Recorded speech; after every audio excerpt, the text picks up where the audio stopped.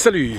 Alors, il y a une semaine, j'ai évoqué cette possible retour de l'humanité sur la Lune qui se prépare. Effectivement, il y a quelques semaines, une équipe d'astronautes était partie pour se diriger vers la Lune. Ils ont fait un tour autour de la Lune pour revenir, pour enfin préparer cette mission vers la Lune avec l'idée d'arriver donc à nouveau sur la Lune avec l'être humain qui arrive sur la Lune pour des raisons scientifiques en premier temps, notamment pour trouver de l'eau, que ce soit de l'eau liquide ou de l'eau dans un autre état de matière tel que la glace. Effectivement, les humains espèrent trouver une gouttelette d'eau, un glaçon d'eau qui sera ainsi un début dans cette quête de l'eau sur la Lune et qui par la suite nous permettra de s'installer sur la Lune, de coloniser la Lune pour y installer en fait une colonie humaine, l'être humain, ainsi la première espèce terrestre interstellaire, l'être humain alors qui colonisera la Lune grâce à cette gouttelette d'eau trouvée sur la Lune, et la Lune qui devient ainsi la base de notre mission prochaine, de notre mission envers la planète Mars, avec l'idée de trouver également de l'eau sur Mars et de coloniser la planète Mars. En vous parlant de la biodynamie, je vous invite de regarder ces vidéos. Nous avons déjà parlé des influences, des choses qui influencent le fonctionnement de notre climat terrestre, qu'elles soient terrestres ou extraterrestres. Effectivement, les autres astres de notre système solaire ainsi que les autres planètes fixes, les étoiles fixes, comme on dit, ont également un impact sur notre climat terrestre.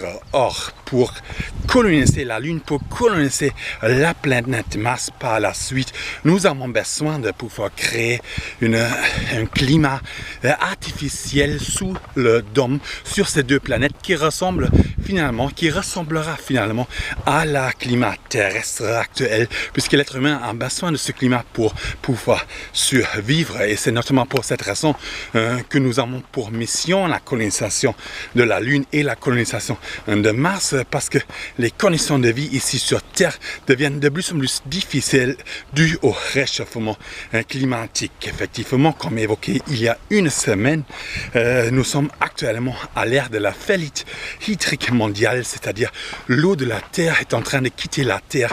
La Terre est arrivée dans son état de désertification. La Terre va devenir va s'assécher, l'eau va quitter la Terre va devenir une planète rocheuse et sableuse, une planète déserte à l'image de la Lune et de Mars actuelle. Ce qui est curieux, c'est que les êtres humains n'ont pas réussi à établir un climat artificiel sous le dôme ici sur Terre. Toutes les expériences ont échoué. Alors ils ne sont pas dans les capacités d'établir un tel climat terrestre sous le dôme, un tel climat artificiel sous le dôme, ni sur la Lune, ni sur Mars. Ce qui est curieux aussi, c'est que l'humanité, l'être humain, n'a pas réussi à empêcher le réchauffement climatique ici sur Terre. Ils n'ont pas réussi à empêcher la désertification de la Terre. L'eau est en train de quitter la Terre. La Terre est arrivée sur un processus de désertification. Et pourtant, les êtres humains estime et espère pouvoir coloniser la Lune et coloniser Mars grâce à une unique gouttelette d'eau trouvée sur ces astres. Ce qui est bien sûr totalement absurde, et on se questionne, on se demande quelles sont les véritables raisons derrière ces missions-là. Et pourtant, cette colonisation de la Lune et ensuite de Mars est vouée à l'échec. Effectivement, toute tentative de créer une atmosphère terrestre artificielle sur le dôme ici sur Terre ont échoué. Alors l'être humain n'est pas dans les capacités de créer un tel climat sur la Lune ni sur Mars. Et encore, l'être humain n'était pas capable de maintenir notre climat terrestre dans un équilibre nécessaire pour sauvegarder les espèces et pour maintenir la vie sur Terre.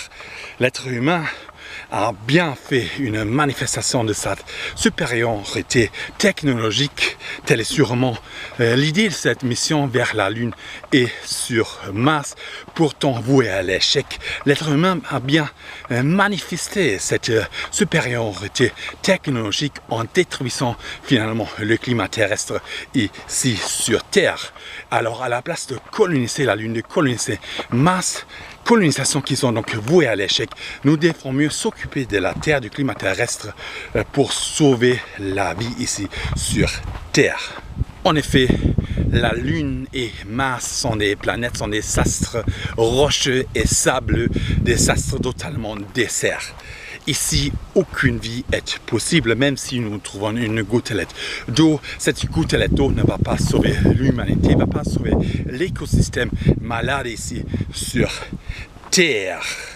Alors, si nous nous dirigeons déjà vers la Lune, comment utiliser peut-être cet astre-là, comment utiliser la Lune en faveur de la vie de l'écosystème ici sur Terre pour sauver et maintenir l'écosystème ici sur Terre dans un équilibre parfait.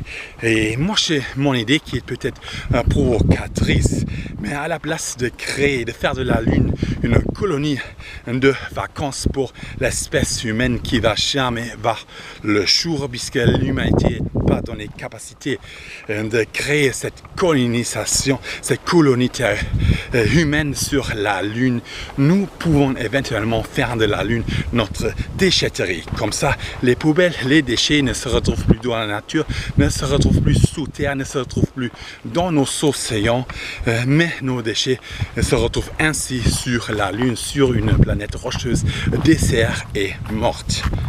Je ne sais pas, c'est une idée à peut-être y réfléchir, mais quoi qu'il en soit, moi, je vais continuer ici mon éco-jogging pour protéger la nature, pour protéger l'écosystème ici sur Terre. C'est parti. Ok, alors ça c'est une mandarine. Il y a des personnes qui jettent ça en fait, qui jettent les mandarines, les bananes. Disons que ça c'est des produits naturels et du coup ça peut décomposer. Et en réalité, ils ont raison, mais en même temps c'est moche de la nature, ça n'a pas trop sa place ici. Et... Ok, là il y a un plastique assez rigide, il y en a un autre ici aussi. Donc voilà, il y a plusieurs morceaux en plastique rigide. Voilà, on va ramasser ça, ça n'a pas sa place ici. Et en fait, voilà, cette culture de jeter les choses, commence en fait en jetant les mandarines, les bananes. En fait, parce que les mandarines, les bananes, finalement, ça vient de notre alimentation. Finalement, ce sont des choses qu'on achète dans les supermarchés pour s'alimenter, pour se nourrir. Et si on achète ces choses-là, prochainement, on achète peut-être aussi d'autres emballages plastiques, du coup, d'autres emballages alimentaires, du coup, plastiques. Et par la suite à tout ça, on va peut-être même jeter les plastiques rigides comme ça. Donc, c'est bien de ne rien jeter dans la nature, même pas les bananes ou les mandarines. Et du coup, on va ramasser ça parce que ça c'est du plastique rigide quand même.